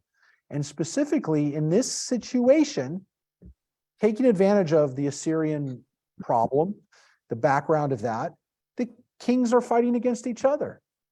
Judah is being attacked, and we read about this. Judah is being attacked by the northern kingdom, other Israelites, other descendants of Abraham, Isaac, and Jacob, along with the Arameans, and they're attacking them. Okay? So this is not good, but this is happening during the next, actually not the next king, 2 kings later. So we've skipped some time from that previous prophecy. Okay? This is not in order chronologically, because we read just here, just to show you again, this is in the year that King Uzziah died. This is in the year that Ahaz, son of Jotam, son of Uzziah, Uzziah's grandson. So Ahaz is the father of Hezekiah. So this is Ahaz, a king. Let me just show you another real quick glance at the great list of kings. This is Uzziah. Here's Jotam, who's not king for very long. He's only king for 16 years. And here's King Ahaz, who's also king for about 15, 16 years. Ahaz was not a good king. These guys are good and bad, whatever. Good and bad parts. Hezekiah is a good king. Ahaz is not a good king. Hezekiah is a good king. His son starts off bad, and I think is always bad, but they say this writer says he turns good. He turns better than he was, but he's not a good guy. But Hezekiah is a good guy, from at least our understanding of what the Bible says about him. But this is Ahaz, who's his father, who's not listed as a good guy. Uzziah was good, or Jotam was good. Uzziah maybe back and forth a little bit, but Ahaz is not a good guy. Jotam was, though, but he wasn't king for very long. So now look what happens. Now, when it was reported to the house of David that Aram had allied itself with Ephraim, their hearts and the hearts of their people trembled as trees of the forest sway before a wind. Yeah, so that's not good. The Israelites are fighting with our enemies, and this is not good. They're gonna gang up. They're ganging up on us. But the Lord said to Isaiah, "Go out with your son Shir Yashub to meet Ahaz at the end of the conduit of the upper pool by the road of the fuller's field." Yeah, so these are places inside Jerusalem, around the old city. So Isaiah has a son. His name is She'er Yashuv, which means a remnant, She'ar, will come back. So his name has a meaning. Isaiah's son has a meaning for the future. Good name. which is, well, I mean, there's a remnant, but the remnant will come back. So God says to Isaiah, go up and meet Ahaz. And here's what he says to him, or what he tells him to do. And say to him, be firm and be calm. Do not be afraid, and do not lose heart on account of those two smoking stubs of firebrands, on account of the raging of Rezin and his Arameans, and the son of Ramaliah. Yeah, and so here's some more fire imagery, which seems to be, they're just a bunch of, they're smoking hot, but they're really nothing. They're like a burned match. They can't do anything. They're not a torch. They're a stub. They're already burnt out. Nothing's going to happen from them. So don't be afraid. Don't be afraid. Because the Arameans with Ephraim and the son of Remaliah have plotted against you, saying, we will march against Judah and invade and conquer it, and we will set up as king in it the son of Taviel. So, what is, thank you. Thank you. What's the translation you have there in your King James, Mary? For Tabil? Tabil. So there it's used as a proper name in the translation. The translators here want you to know it probably isn't a person. It's a meaning of, it means like a nobody. That they're gonna, they want to come against Judah and put up a puppet. So, okay, we know what they're doing. Thus said my Lord God, it shall not succeed. It shall not come to pass. So don't worry about it. It's not going to happen. You got nothing to worry about. God's told me to tell you, don't worry about it. For the chief city of Aram is Damascus, and the chief of Damascus is Rezin. The chief city of Ephraim is Samaria, and the chief of Samaria is the son of Ramaliah. And in another 65 years, Ephraim shall be shattered as a people. If you will not believe, for you cannot be trusted. And again, there's an ellipsis here, which is essentially they think that, again, that's what the meaning means. They're doomed. They don't know they're doomed, but they're doomed. The northern kingdom is doomed. And again, based on this reference in Chronicles, this is a play on their names. Their names indicate that they're going to be shattered. They're going to be destroyed. Do not be afraid of them. And look at this. Bless you. The Lord spoke further to Ahaz. Ask for a sign from the Lord your God, anywhere down to Sheol or up to the sky.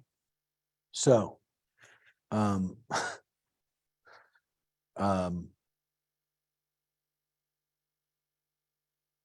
so God says to, through Isaiah to Ahaz, what sign do you want to see that this is what's going to happen? What prophetic sign do you need?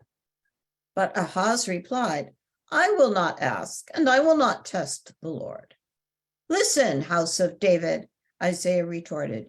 Is it not enough for you to treat men as helpless, that you also treat my God as helpless? So Isaiah seems to take affront at the fact that he's not asking for a sign. You think God can't do anything? Assuredly, my Lord will give you a sign of his own accord. Look, a young woman is with child and about to give birth to a son. Let her name him Emmanuel. That's it, baby. That's the line. So Now, what's Emmanuel mean in Hebrew? God is with you. Now, you just read the first 14 verses of chapter 7. In any way, shape, or form, did you have any idea just now that they were talking about Jesus? Well, we don't, but they do. I didn't ask that question. I asked, did anybody here? Yeah, Reverend Lynn's not here to take to weigh in on this, but where did you just get that Jesus was born? Because that line right there, my friends, is one of the critical lines to understand the birth of Jesus. So his name was Emmanuel. The critical thing is how they translate young woman. Well, yes, but before we get to that, she just said his name's supposed to be Emmanuel. Yes. So why is his name Jesus? That's another issue, which they'll understand. And again, I want to say with all fairness to Christians, early Christians, the rabbis did the same thing. Oh, yeah. They have no issue saying that the person was known by 10 different names. They say that Moses was known by 10 different names. So the idea, it doesn't say that, but when they talk about why Moses' father-in-law, Yitro, might have the name Reuel or whatever. Now, you and I would say it was probably written by a different author. They can't say that. But when they get to this issue of names, there is this issue of names. Now, look, the problem why I brought it up, the Moses one, which is the obvious one, is what was Moses' name? Because Moses had a name. We just don't know it. Well, yeah, well, his name that his mom gave. Because the Bat Paro gave him, right? Bat Paro gave him that name, right? She's so that's an Egyptian name. We know it's an Egyptian name. But what was his first name?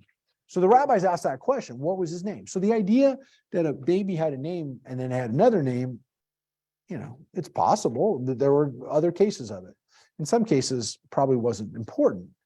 What Moses' name was when he was born was not important to the person who wrote it because he would have included it. Well, one would think. Whatever, it doesn't matter. The rabbis were fascinated by it. The fact that Jesus should have been named Emmanuel, Christians didn't have an issue with it. They just said, God is with you is his name, which is why we have churches that are called Emmanuel. Like 90% of the time, when I hear the name Emmanuel, nowadays, at least, I'm not expecting the guy to be Jewish. I'm just saying, could be. There used to be more Jewish Emmanuels, but not anymore. In the King James Version, Yeah. Emmanuel is spelled different too, right? An A, not an. Is it spelled with an I or with an E? I thought it was an E. With an I. No. Okay. I So, thought it was- so Doesn't that? Because at Christmas, when we went to. yes, With a friend, yes. they speak of Emmanuel. They read this. They Right. read this on They're not Christmas. saying God, they're not saying Jesus, they do say Emmanuel, right? Yes. The Mostly, question- I remember, and I the- asked my friend about it, It's on church billboards during Christmas. right? His name shall be Emmanuel. Let her call him Emmanuel. That's what the words say. Emmanuel. The issue is this even a name? Here in Hebrew, it's even separated. There's Temple Emmanuels. There's Temple Emmanuels all over the place. Right? There's one in LA, there's one in San Diego, there's one in New York. The big one in New York was Temple Emmanuel. For years, that was the synagogue of Reformed Judaism in New York. So Emmanuel was a legitimate Jewish name. There used to be more Mannies. There were more Mannies. There aren't anymore. I don't know. It's like, look, it was always a Christian name. Well, since there's been Christians, there's been Emmanuels, but there used to be more Jewish Emmanuels. And nowadays, I can't think of one Emmanuel that I've ever had for a bar mitzvah or a kid in our Hebrew school. Not one time.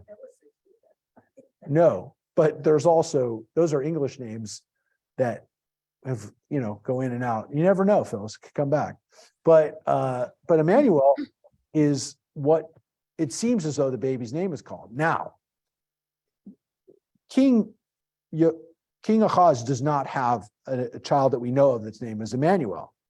He has a son, and his name is Hezekiah. And Hezekiah is a really good king. He's a good king. He's one of the standout kings. We said Josiah, then you go back to Hezekiah, then you go back to Uzziah. Seems like he's pretty good for a long time. You really have to go back almost all the way back to Solomon and David to find good kings. There aren't many. Hezekiah is one of them. And he seems to be good. Oh, um, King Yoram is good to start with too. There are good kings, but Hezekiah is one of the best, and he holds out against the Assyrians, and he's a hero. But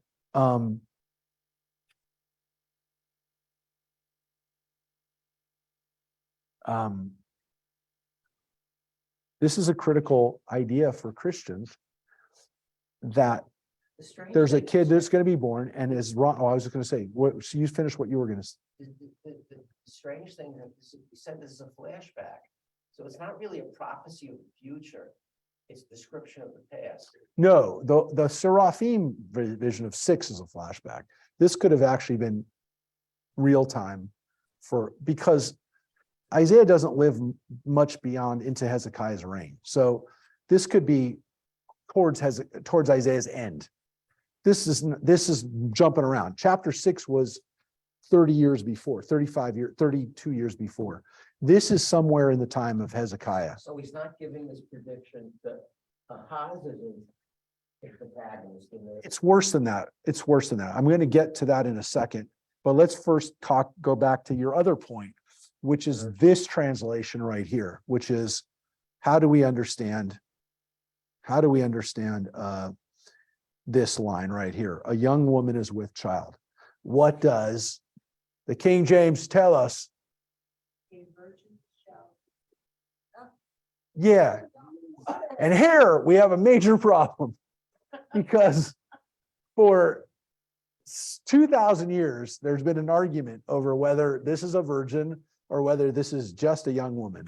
The word in Hebrew, alma, absolutely can be a young woman. It does not by nature mean a virgin. So the issue is that in Greek, it got translated to the Greek word parthenos, which is always a virgin. Parthenos is a virgin. The Parthenon in Greece are the statues of the Parthenos, of the virgins that are the statues that are on the Parthenon, the Acropolis. That's why it's called the Parthenon. So you know that word, Parthenos. You just didn't know you knew it. But that's the Greek word. In the Septuagint, this is the way Isaiah was translated. A virgin will give birth. Now, didn't necessarily also mean that she was a virgin when she gave birth, but that she was a young virgin, meaning this was her first birth, by the way. That's even stranger from the standpoint of it didn't have to be a miraculous birth. Obviously, this is critical. And if a woman gives birth and she has never had sex with a person, then it's an immaculate conception, and then it's a miracle.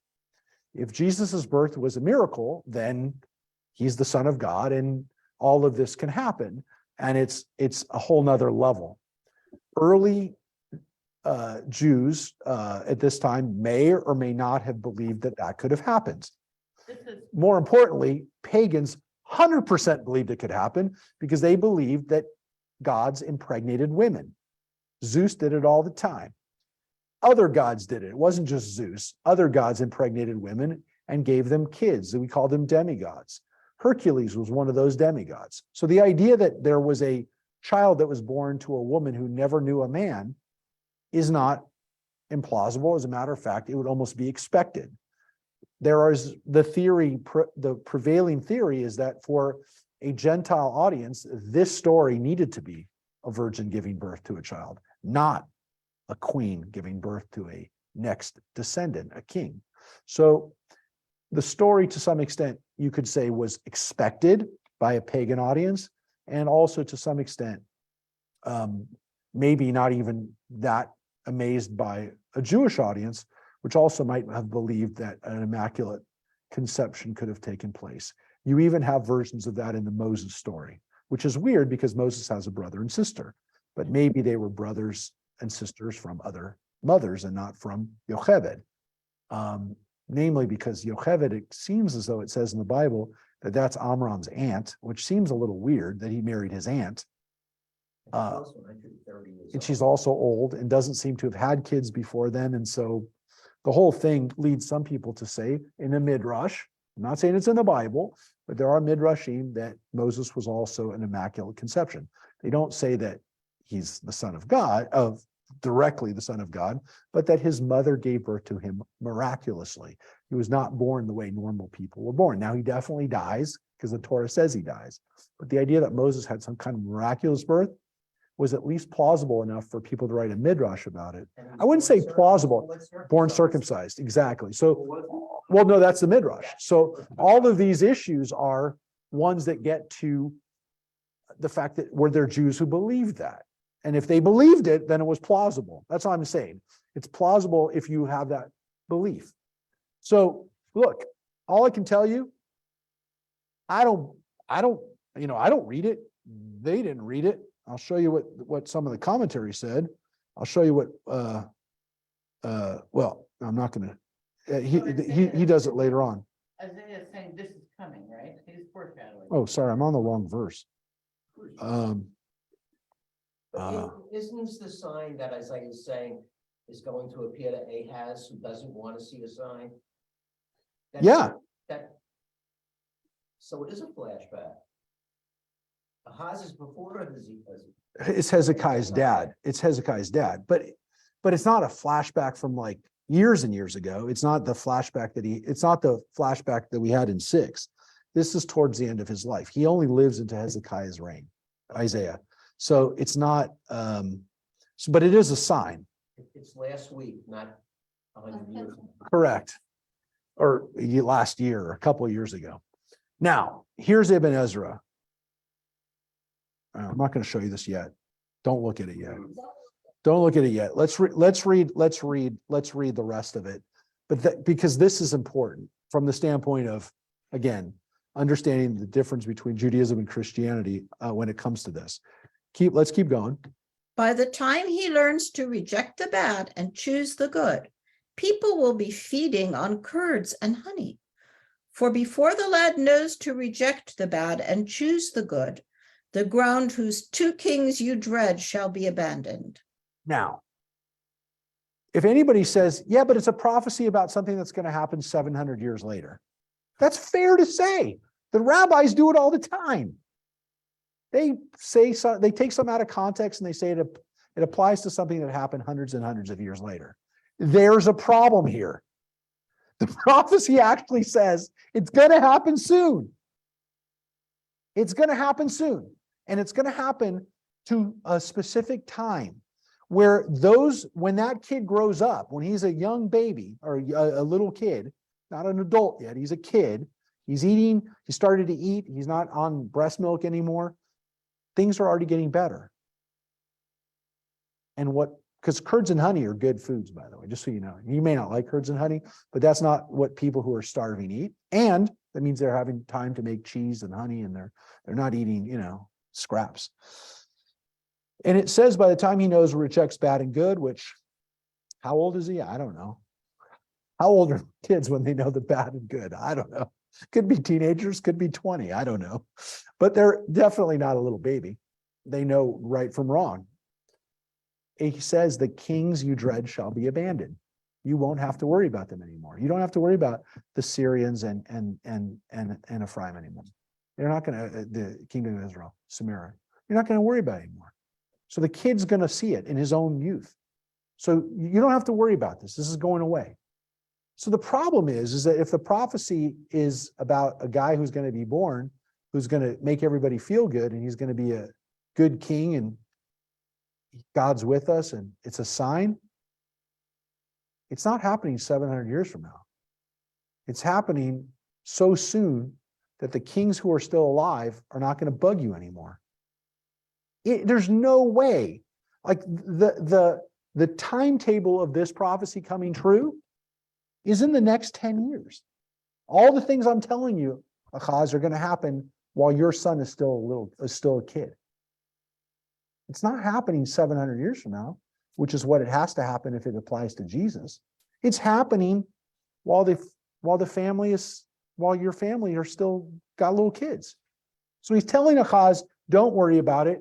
Your son is going to be a little kid. By the time he's a teenager, you got nothing to worry about. So the context of this applying to Jesus, then 700 years, literally 720 years later, doesn't really make sense. And that's what they're saying. So let me now show you what Ibn Ezra wrote in Spain 700 years ago. That's Rashi. Here's what it says. Though you do not ask for a sign, he will give it to you. It is a matter of surprise that there are those who say the prophet here refers to Jesus. So he said 700 years ago, what are you talking about? Can't be Jesus. Mark, I'm looking. And he says, there are those who say, yeah, every Christian person says that. Now, Ibn Ezra lived in a Spain that was controlled by Muslims, so he can say that without worrying about being killed. But dude, you can't go around to Christians saying, I don't understand how you say this, but that's what he just said. Because he says, the sign was given to Ahaz, and Jesus was born many years afterwards. Yeah, 700 years afterwards. Besides, the prophet says, for before the child shall know to refuse evil and choose good, the land shall be forsaken. But the countries of Ephraim and Syria were wasted in the 6th year of Hezekiah. And it is distinctly said of those two kings, many, it's the kings, New Testament, many make the mistake of identifying Emmanuel with Hezekiah. They cannot be the same, granting even this prophecy to have been uttered at the beginning of the reign of King Ahaz. He reigned only 16 years, and Hezekiah was at the death of Ahaz 25 years old. According to others, Emmanuel is another son of Ahaz, and others, again, take the names Emmanuel, Maher Shalal, and Sher Yashub as symbolic of the kingdom. But if so, what meaning would it be in the child's knowing good and evil? I think that Emmanuel is the son of Isaiah. So he's saying, Ibn Ezra is saying, it's not Ahaz's son, it's Isaiah's son that's called Emmanuel. That Isaiah had another son. Now, I don't think that most people don't think that that's what he's saying, but he's saying that because he's saying what Ibn Ezra is saying here is that Emmanuel is not Hezekiah. Can't be Hezekiah. That can't be Jesus. Well, it can't be Jesus, and it can't, well, yes, but it's much closer to being Hezekiah because he's saying Hezekiah lived around that time, but the numbers still wouldn't add up. But he's also kind of getting to the point, his name's Hezekiah, it's not Emmanuel. So there's another Emmanuel floating around out there. Maybe it's Isaiah's son, maybe it's Ahaz's son. Maybe he had another son. But the point is that it's not Jesus, and he's also saying it's not likely that it's Hezekiah. Look, some of the standard scholarship on it is Hezekiah, that he is prophesying about Hezekiah. Maybe he's off by 5 or 10 years, but it seems to be Hezekiah. The reason is that Hezekiah was a really important king. He's a really good king. He ends up doing a lot of great things. But what if all Isaiah is saying is there's a guy who's born, your other son or my other son or somebody's son is born? I would think he's pretty important because, it doesn't say. It says there's a young woman, but it's a son. It's somebody's son. It's going to mean something. Like, I don't know. I guess it could be anyone's son, but it's happening soon, and it's going to, in the years of this kid's life, everything is going to get okay. Everything, you don't have to worry about those people anymore. The Syrians, the kingdom of Israel, they're not your problem anymore. Everything's going to be okay, and it's going to happen soon. So it's a good prophecy. The question of who the boy was, I guess there's a little bit of question, but it's in the next 20 years, folks. It's sometime in the next 20 years, everything's going to be okay. Mark, I'm Yeah. looking at, online while you're doing this, and it says here, the Gospel of Matthew, 1:22-23. Yes. Interprets this as the prophecy of the birth of the Messiah and the fulfillment of Scripture in the person of Jesus. And then it goes on to say about Emmanuel. And then it says, by contrast, the name based on its use in Isaiah has come to be read as prophecy of the Christ of Christian theology, Matthew 1:23. Yes. And then it goes on to give even more explanation, but it does say a woman. Well, because now, look, the cult of Mary, by the way, is less important in Protestant faith than it is in Catholicism. Okay, so the issue of Jesus being literally born of a virgin, you won't hear, I shouldn't say that. You will rarely hear that as like people aren't going to necessarily argue that point. It's not their point in Protestant theology. Catholic theology, it's a given. If you hear a Catholic priest say it wasn't born of a virgin, they're not going to be a Catholic priest for very long after they say that. I mean, I don't know. I mean, I should say that you'll find a Catholic priest that'll say, there's Catholic priests that'll say lots of things. I don't want to, but that's not Christian. That's not Catholic theology. Look, there's a very famous Episcopal minister named Cardinal Spong or Bishop Spong, who wrote, I guess he's a cardinal now. He wrote a book called Not Born of a Virgin, or Born of a Woman is what it's called. Yeah, Born of a Woman, where he basically argued that the whole midrash in Christianity of him being born of a virgin was a midrash. It was a legend that developed and that became accepted, but it's a midrash. It's not part of what Jesus needed to be. But born of a woman is, it's a pretty radical idea. Most Christians don't argue that. They don't want to talk about it. Or if, again, it's either accepted theology or not. I'm only going to tell you, when you read this, you don't go, oh yeah, that's Jesus. Nobody reads this and go, if you didn't know that they use this every year on Christmas, you would not know that Christians would use this as part of their prophecy. I don't get it. Ibn Ezra just said, I don't get it. I don't know what to tell you, but this is super important for Christian theology. Let's read another couple of lines, finish this up. The Lord will cause to come upon you and your people and your ancestral house such days as never have come since Ephraim turned away from Judah, that selfsame king of Assyria. In that day, the Lord will whistle to the flies at the ends of the water channels of Egypt, and to the bees in the land of Assyria, and they shall all come and alight in the rugged wadis, and in the clefts of the rocks, and in all the thorn brakes, and in all the watering places. In that day, my Lord will cut away with the razor that is hired beyond the Euphrates, with the king of Assyria, the hair of the head and the hair of the legs, and it shall clip off the beard as well. Yeah, the Assyrians are coming. And that's going to change everything. The Assyrians are going to change everything. And in that day, each man shall save alive a heifer of the herd, and 2 animals of the flock, and he shall obtain so much milk that he shall eat curds. Thus, everyone who is left in the land shall feed on curds and honey. For in that day, every spot where there could stand 1,000 vines worth 1,000 shekels of silver shall become a wilderness of thorn bush and thistle. One will have to go there with bow and arrows, for the country shall be all thorn bushes and thistles. But the perils of thorn bush and thistle shall not spread to any of the hills that could only be tilled with a hoe. And here cattle shall be let loose, and sheep and goats shall tramp about. So again, the Assyrians are going to come and they're going to upend everything. And the threat that you feel from the Syrians and the Israel and the kingdom of Israel, that's nothing. And they're going to be destroyed. And you guys are going to suffer during that time, but there will be survivors. So as much as you think that like you're worried now, you really have to be worried about what happens when the Assyrians come. And if you're prepared psychologically for that and you survive, things will be okay. So there is hope. There is hope. But the problem is there is also this understanding that there's rough times ahead.